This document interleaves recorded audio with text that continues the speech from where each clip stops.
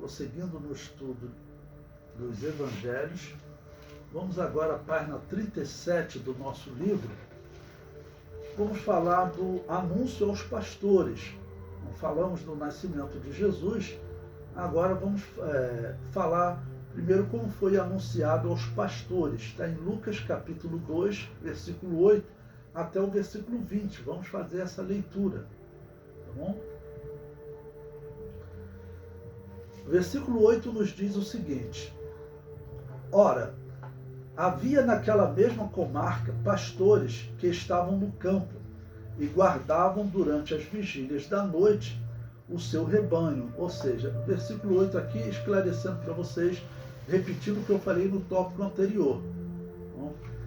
Se eles estavam no campo, dificilmente seria 25 de dezembro, porque 25 de dezembro, lá no hemisfério norte, é inverno. Nós estamos no hemisfério sul, vocês sabem do movimento da Terra, né?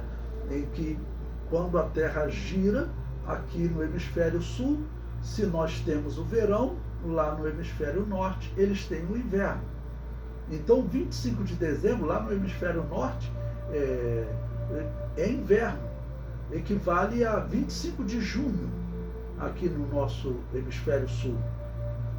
Então, é praticamente impossível que no inverno os pastores estivessem no campo e ali estivessem com o seu rebanho.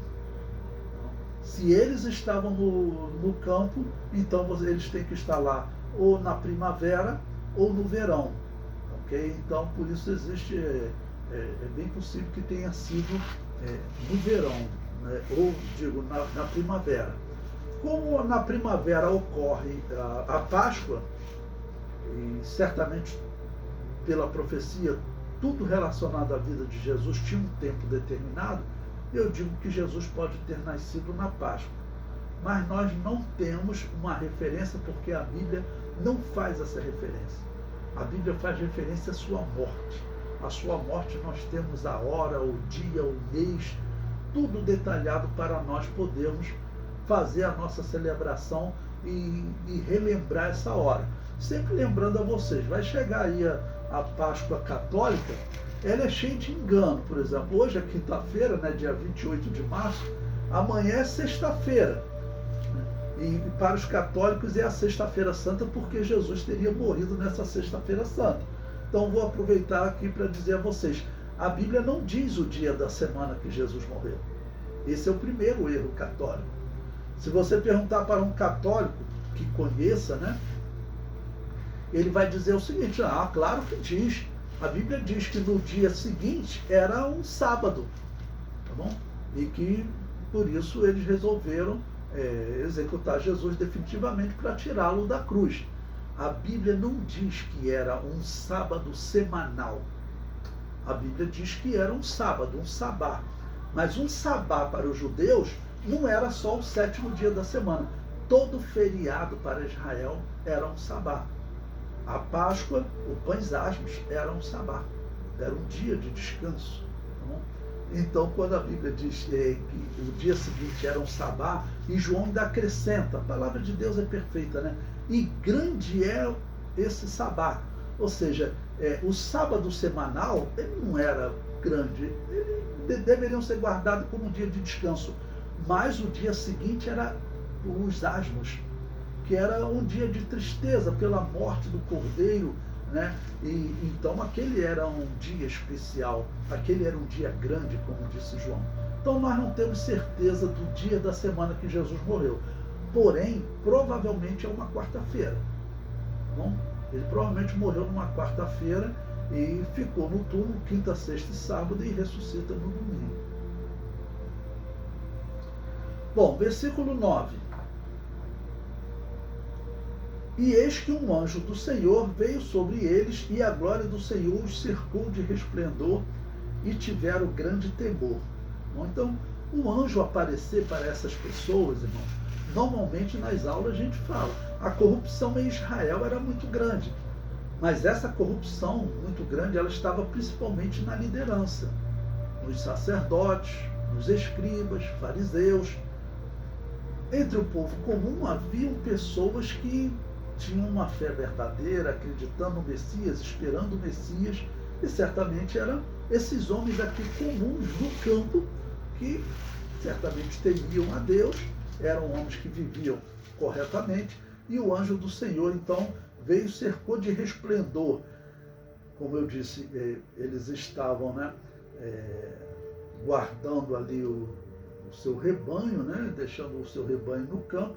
À noite é tudo muito escuro, né, e de repente aparece aquela luz. E eles então ficaram atemorizados. No versículo 10, o anjo lhes disse: não temais, porque eis aqui vos trago novas de grande alegria, que será para todo o povo. Pois na cidade de Davi vos nasceu hoje o Salvador, que é Cristo o Senhor.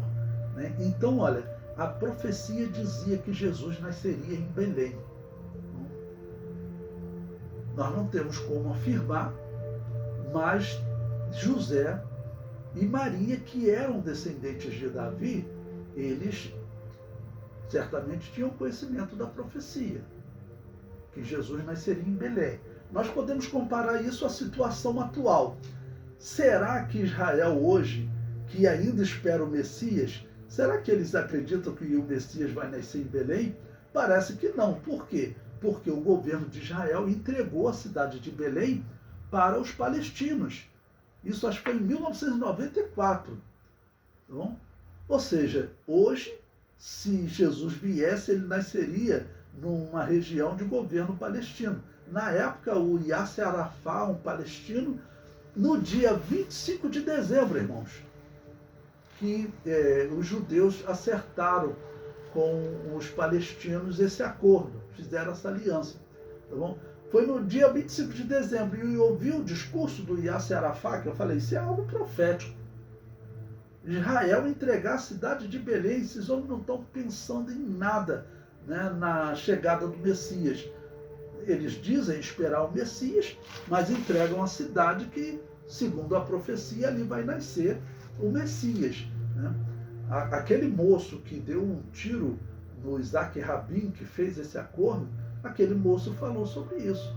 Ele era um extremista, né? Dar um tiro, né? Não é o método correto, mas ele falou, ele não pode entregar para os árabes a cidade, a terra da promessa, de onde vai nascer o Messias. Eu li a entrevista dele na época, na revista Veja, e ele ainda falou, olha, eu não queria matar o Isaac Rabin. Veja, eu sou uma pessoa influente aqui em Israel, muito participativo, tanto que eu subi no palanque. Para subir no palanque do primeiro-ministro de Israel é muito difícil, tem que ser algo conhecido. Eu cheguei a 1 metro dele, eu dei um tiro nas costas dele. Se eu quisesse matar ele, eu dava um tiro na cabeça dele. Mas eu dei um tiro nas costas como alerta, não entregue para os árabes a terra da promessa que Deus nos devolveu. Repito, eu não estou aprovando o método dele, tá bom? Mas o que ele estava defendendo era o correto. Então, o anjo anunciou aqui que na cidade de Davi nasceu hoje o Salvador, que é Cristo, o Messias. Bom, aqui está escrito em grego, né? Como vocês sabem, Jesus provavelmente falava aramaico, porque era a língua falada pelo povo. É muito provável que o anjo também tenha falado em aramaico ou hebraico. Então, aqui onde você lê Cristo, você pode ler Messias, tá bom? É importante falar isso porque eu já vi pessoas dizendo que existe diferença entre Messias e Cristo. Não existe. Cristo é um termo grego que significa ungido. Messias é um termo hebraico que significa ungido. O aramaico é um dialeto, né?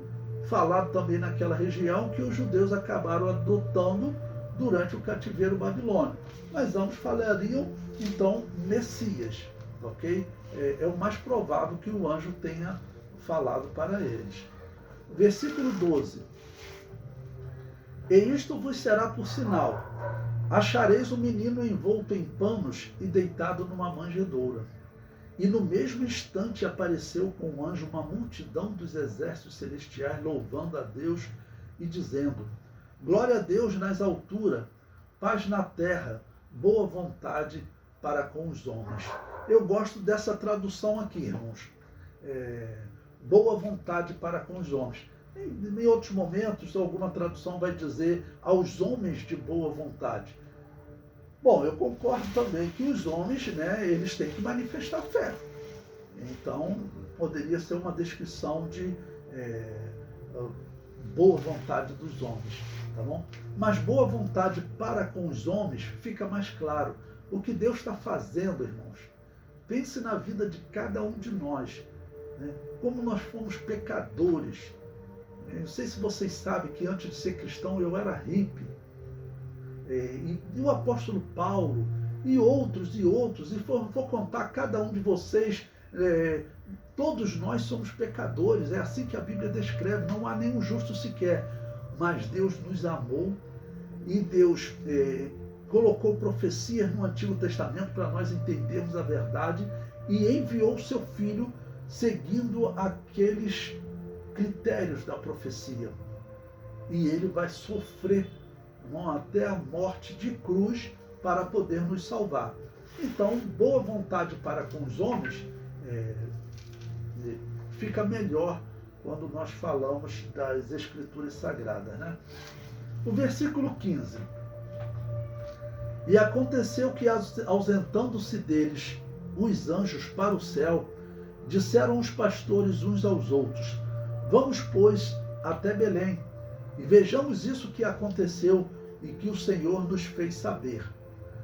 Então veja que o anjo também, ele não deu, entra na rua tal, mas certamente o Espírito de Deus os guiou, para eles chegarem numa cidade e começar a procurar e encontrar, versículo 16, e foram apressadamente e acharam Maria e José e o menino deitado na manjedoura.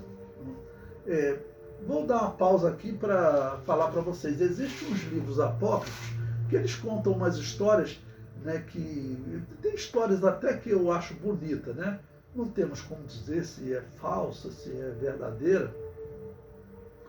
Mas quando Jesus nasceu, existe um livro apócrifo que diz que José e Maria foram visitados por muitas pessoas. Um deles que teria visitado seria um ladrão, tá bom?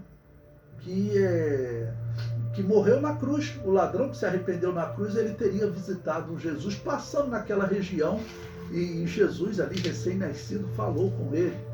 Então, vou dizer assim, não é impossível que Jesus falasse, mas essas histórias contadas pelos livros apócrifos devem sempre ser olhadas com desconfiança, não são inspiradas por Deus, tá bom?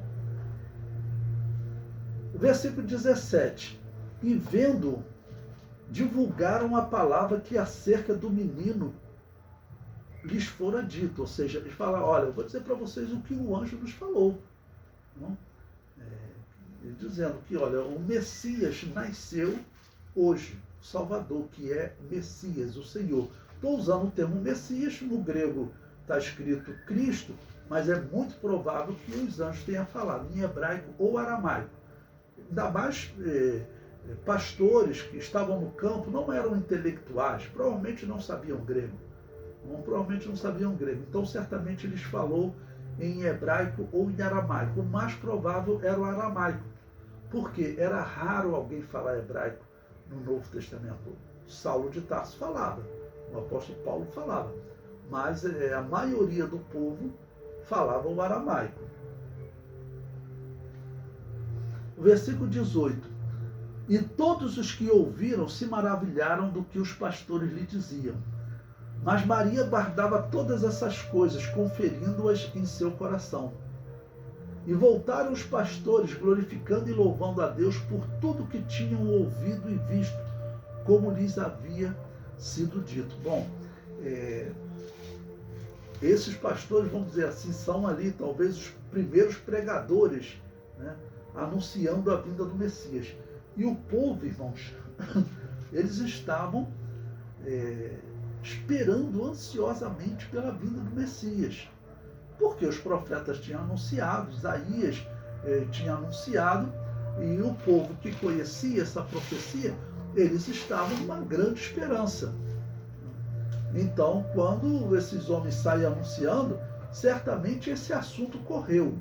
Esse assunto correu porque eles foram anunciando principalmente em Belém, a profecia dizia que era em Belém, tá bom? Então assim a notícia vai correr.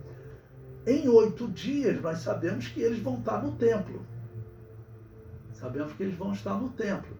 Então, nesse momento de consagração, certamente já tinha pessoas ali já tinham ouvido essa notícia. Nós não sabemos se Simeão tinha ouvido deles. A Bíblia é clara em dizer que Deus havia anunciado a ele que ele veria a salvação, né? E naquele dia direcionou ele para o templo. Bom, até aqui, até esse versículo 20, agora vamos ler o nosso comentário que diz: os pastores estavam cuidando das ovelhas ao relento de uma madrugada. Essa data não deve ser dezembro ou janeiro, que são meses de muito frio em Canaã. O período de calor que podia conservar as ovelhas fora do castigo durante a madrugada era de abril a novembro. Essa é mais uma evidência de que Jesus não nasceu no mês de dezembro. Esses pastores simbolizam a nação de Israel sedenta do Evangelho. Esses pastores, claro, eles são diferentes dos magos, né? Você vai falar assim, pastor, isso é elementar. Mas eu tenho aqui guardado, eu comprei uma revista Veja uma vez, e essa revista chega a dezembro, eles vão falar sobre o Natal, né? E o comentarista falou assim, tem muita contradição na Bíblia. Um evangelista chama de magos, outro chama de pastores os homens que foram visitar Jesus. Não é assim, cada um chama o mesmo grupo de pastores. A Bíblia deixa claro que são grupos diferentes. Não? Os pastores, imediatamente, quando Jesus nasceu, eles foram avisados, ok? Porque o anjo lhes disse, hoje, ok? Então veja, o versículo 11, relendo, né? Pois na cidade de Davi vos nasceu hoje. Então eles teriam sido os primeiros a chegar. E os magos virão depois. Mas eu falo, é importante dizer que são grupos diferentes, porque às vezes professores, historiadores que trabalham em revistas conceituadas cometem uma gafe dessa, né? Inacreditável.